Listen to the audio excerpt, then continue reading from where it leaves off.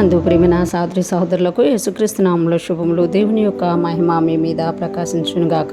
మీరు బాగున్నారా? మీరు బాగుండాలని దేవునికి ప్రార్థిస్తున్నాను. ఈరోజు దేవుడు మనకి ఇచ్చిన మాట 10వ కీర్తన 16వ వచనం. యెహోవా నిరంతరము రాజై ఉన్నాడు, ఆయన దేశంలో నుండి అన్యజనులు నశించిపోయిరి.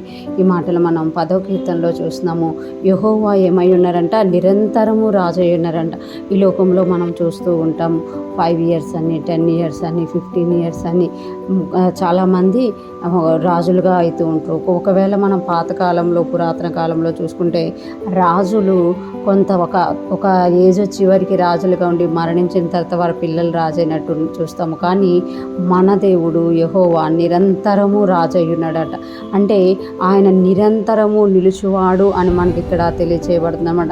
ఆయన నిరంతరం నిలుచువాడే కాదు, ఆయన రాజై ఉన్నాడు, అంటే అధికారం కలిగి ఉన్నాడు అని ఇక్కడ మనకి తెలియచేయబడుతుంది అన్నమాట. అంటే దేవుడు, మన దేవుడు, మనం ఎవరినైతే ఆరాధిస్తున్నామో ఆ దేవుడు నిరంతరము రాజై ఉన్నాడు. ఈ లోకంలో అప్పుడు వచ్చి అప్పుడు వెళ్ళిపోయిన, కొన్ని సంవత్సరాలు ఉండి వెళ్ళిపోయిన వారిని చూసి మనం భయపడకుండా మన దేవుడిని చూసి మనం ధైర్యం తెచ్చుకొని స్తుతించే వారిగా ఉండాలి అని ఇక్కడ దేవుడు కోరుతున్నమాట. రెండో భాగం చూసుకుంటే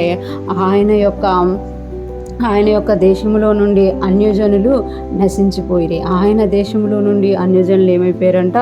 నశించిపోయారట. అంటే మన చుట్టూ చూస్తున్నాము చాలామంది, ఒకప్పుడు మనం కూడా అన్యజనులమే, ఇప్పుడు మనం చూస్తున్నాము చాలామంది అన్యజనులు. వాళ్ళు ఎక్కువగా అధికారం పొందుకున్నట్టు, ధనం సంపాదించుకున్నట్టు, గొప్పగా ఉన్నట్టు, మంచిగా ఉన్నట్టు చూస్తున్నామంట.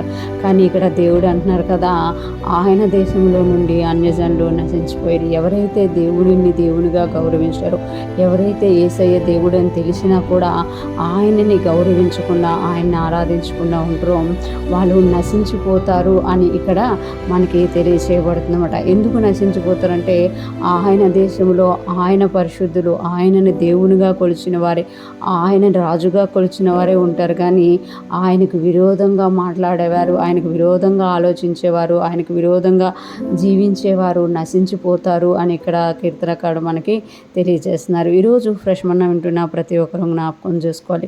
మనము మన దేవుణ్ణి తెలుసుకోవడం వల్ల మనం ఒక గొప్ప భాగ్యాన్ని సంపాదించుకున్నాం. ఏంటి అది అంటే, మనం ఎప్పుడైతే యేసయ్యను రక్షకుడిగా అంగీకరించి తండ్రిని మనం ఆరాధించడానికి, తండ్రిని రాజుగా స్వీకరించడానికి ఇష్టపడమో, ఆయన యెహోవా నిరంతరం రాజయ్యున్నట్టు మనం నిరంతరము జీవించబోతున్నాం అన్నమాట. మనం నశించిపోకుండా ఆయన మనల్ని రక్షించేవాడిగా ఉన్నారు. మన చుట్టూ పరిస్థితులు ఎట్లా మారినా కూడా ఆయన రాజు, ఆయన అధికారం గలవాడు.